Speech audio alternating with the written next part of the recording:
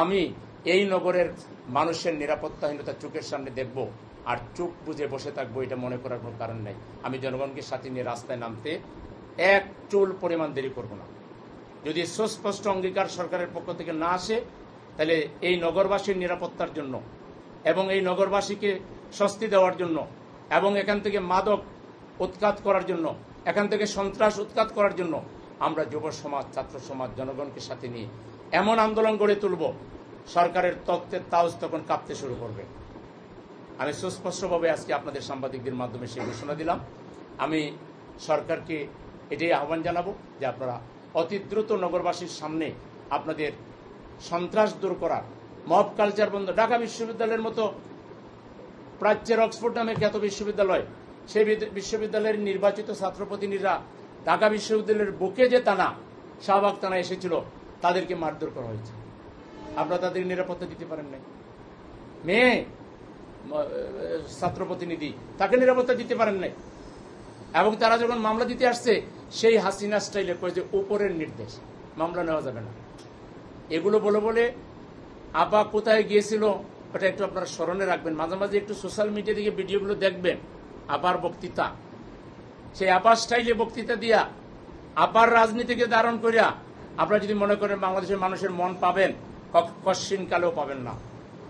ইতিমধ্যেই আপনারা জুলাই সনদের ভিত্তিতে হানা ভোট, যেটা হলো 5 কোটি মানুষের ভোটের মর্যাদা না দিয়ে পার্লামেন্ট মেম্বারের শপথ নেওয়ার সাথে সাথে সংবিধান সংস্কার পরিষদের শপথ না নিয়ে জাতির মনে যে কত সৃষ্টি করেছেন, মানুষকে যে আপনারা হতাশ করেছেন, দুঃখ দিয়েছেন, ব্যথা দিয়েছেন, অলরেডি জনগণ থেকে আমরা যোজন মাইল দূরে চলে গিয়েছে।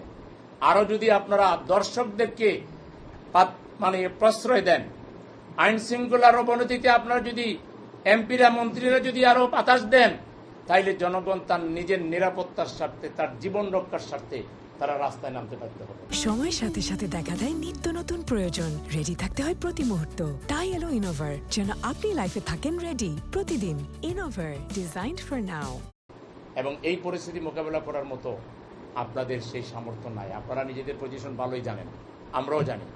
সুতরাং আপনাদের সত্যিকার অর্থে যদি শাসন কার্য চালাইতে হয়, আপনারা সেজদায় শুকরিয়া আদায় করবেন 2 রাকাত নফল নামাজে জামাত ইসলামীর মতো একটা গঠনমূলক বিরোধী দল আপনারা পেয়েছেন।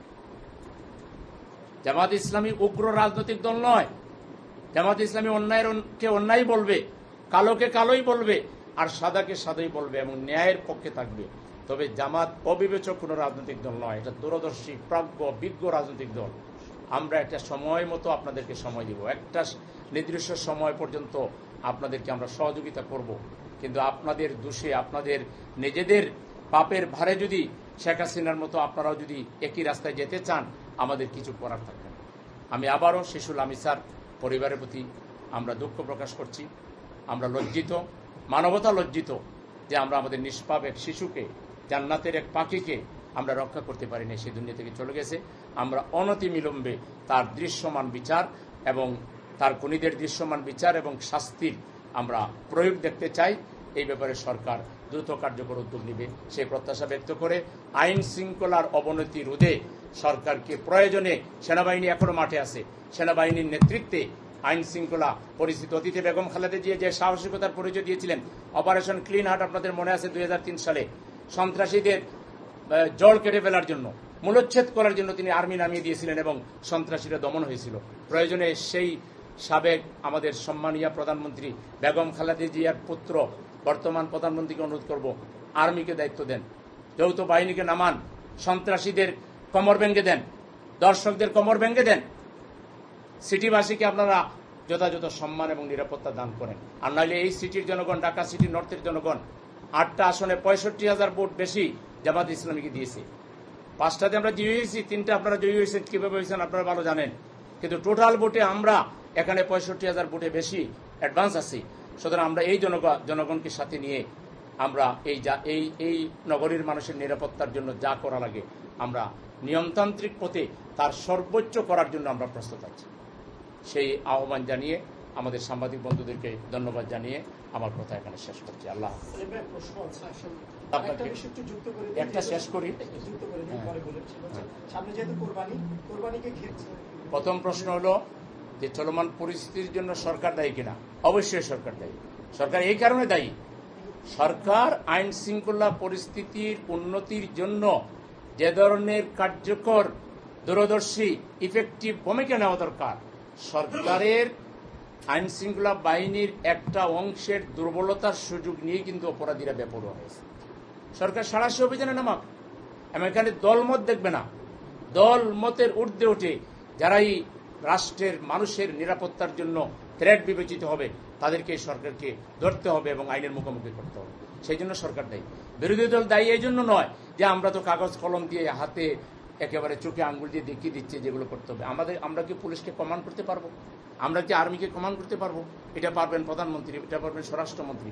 অতএব বিরোধী দলের যে দায়িত্ব, বিরোধী দল জনগণের কণ্ঠস্বর হয়ে ভয়েস রেজ করবে, আমরা সেটা করছি। প্রতিদিন 2-3টা সাংবাদিক সম্মেলন করছি। আজকে সকালে আমাদের অফিসে আপনারা সাংবাদিক সম্মেলন ছিলেন, সেই বিচার বিভাগ নিয়ে কথা বলেছি। এখন আমি সামগ্রিক আইন শৃঙ্খলা পরিস্থিতি নিয়ে কথা বললাম। তা আমরা তো ভয়েস রেজ করছি, যেখানে যাচ্ছি সেখানে কথা বলছি। আজকের আমি স্যার খুনিদের বিচারের দাবিতে উত্তরায় আমার নেতৃত্বে আমি মিছিল করেছি সাদা পতাকা হাতে নিয়ে। প্রথমে শিশুদের পক্ষ থেকে আমি সরকারের কাছে সারেন্ডার হয়েছি যে আপনারা আমাদেরকে মারেন, আমাদের শিশুদের গায়ে আর হাত তুলিয়েন না। আর তারপরে আমি পতাকা ফেলে দিয়ে আমি গর্জে উঠে বলেছি যে না, আমরা মাথা নত করব না। আমরা একটা নির্দিষ্ট সময় সরকারকে দিব, এরপর সিটির আইন শৃঙ্খলার রক্ষায় যদি তারা ব্যর্থ হয় আমরা গর্জে উঠব, আমরা আমাদের অধিকার আদায় করে নেব। 2টা কথাই ম্যাচ সকালে বলে আসছে। আর কোরবানি নিয়ে আমাদের ব্যাপক পরিকল্পনা আছে।